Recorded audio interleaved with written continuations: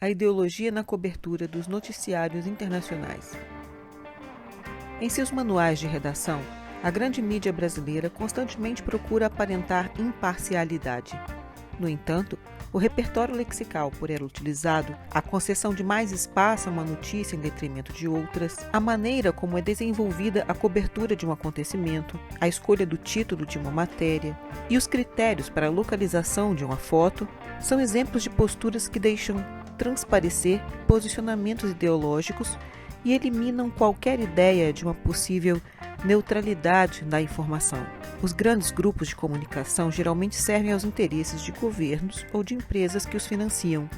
Ao contrário do preconizado pela teoria do espelho, as coberturas jornalísticas não são reflexos fidedignos da realidade, capturados objetivamente, sem nenhum tipo de interferência do olhar do observador.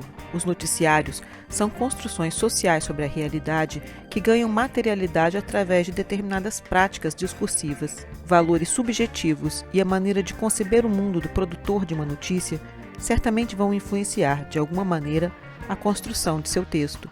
No caso dos noticiários internacionais, a imprensa hegemônica se aproveita da pouca familiaridade do distanciamento espacial do público em relação aos principais acontecimentos para tentar impor uma determinada ideologia. De maneira geral, enquanto as grandes potências globais, sobretudo os Estados Unidos, são representadas positivamente nos principais jornais, revistas e emissoras de televisão, por outro lado, mandatários, nações, civilizações, organizações ou povos considerados como inimigos do Ocidente, como o mundo muçulmano, a Rússia, a Coreia do Norte, são apresentados de maneira negativa. Isso significa que determinadas intervenções militares, ações estatais, mobilizações populares ou violações aos direitos humanos podem ser interpretadas de maneiras diferentes, dependendo de quem as pratica. Uma breve análise sobre o léxico dos noticiários internacionais já é o suficiente para entendermos essa questão, para facilitar a compreensão do público, em geral não familiarizado com as temáticas geopolíticas, e tornar inteligível a complexa configuração das relações internacionais. A mídia fornece atalhos cognitivos, a partir de estereótipos, tipificações, maniqueísmos, chavões, personalizações, lugares comuns, generalizações e concepções de mundo encaixotadas. Sendo assim, a geopolítica mundial passa a ser entendida a partir de ideias simplistas como o muçulmano terrorista e o fanático religioso, o ditador sírio, o czar russo e o caudilho sul-americano. O emprego do termo ditadura na grande mídia brasileira, por exemplo, é bastante seletivo. Quando o governo venezuelano convocou eleições para uma Assembleia Nacional Constituinte, utilizando mecanismos que estavam presentes na Constituição do país, o presidente Nicolás Maduro foi chamado de ditador pela imprensa brasileira. Já quando a Guarda Civil da Espanha tentou impedir a realização de um referendo sobre a independência da Catalunha em relação ao Estado Nacional Espanhol, os principais jornais, revistas e emissoras do Brasil não qualificaram o governo de Madrid como autoritário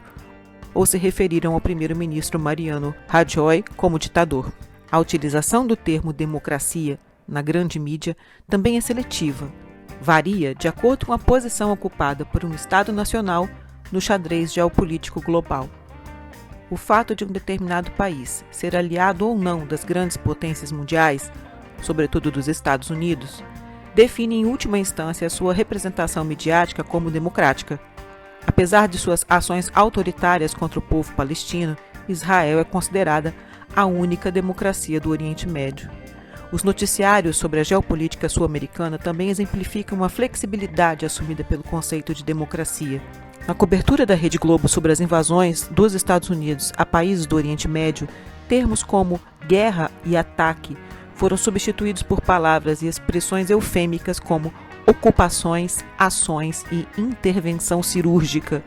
Nos noticiários internacionais da imprensa brasileira, frequentemente ocorrem migrações de termos do campo da antropologia e da biologia como selvagens, bárbaros, líderes tribais, clãs e bandos, para o campo da geopolítica como referências aos seguidores do Islã. Tais práticas linguísticas, além de promoverem uma conotação animalesca aos muçulmanos, levam implicitamente à concepção de que a civilização islâmica estaria em um estágio pré-civilizacional. Adjetivos como terrorista, caudilho ou extremista são capciosamente utilizadas não para descrever a realidade, mas como estratégias discursivas para induzir o público a compactuar com uma determinada agenda geopolítica. Já a expressão comunidade internacional, constantemente utilizada nos noticiários, não está de modo algum relacionada a um possível consenso entre as diferentes nações do planeta sobre uma determinada questão geopolítica. Ela geralmente reflete tacitamente os posicionamentos de Estados Unidos e seus aliados.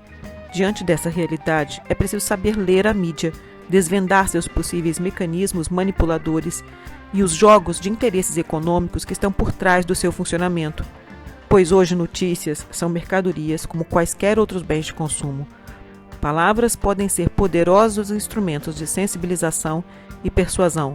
Sendo assim, o sujeito que possui conhecimento sobre o maquinário midiático, que desconfia da seleção de suas pautas, que relaciona as notícias ao contexto de sua construção, dificilmente será um alvo vulnerável para o pensamento dominante, pois conhecer os códigos linguísticos utilizados pelo emissor amplia as possibilidades de leitura do codificador. Em outros termos, dominar os mecanismos que regem a linguagem dos meios de comunicação de massa significa não incorrer no risco de ser por eles dominado. Obrigada por nos acompanhar até aqui. Compartilhe com os amigos se você gostou dessa leitura. Inscreva-se no nosso canal e dê um joinha para nos incentivar. Até a próxima!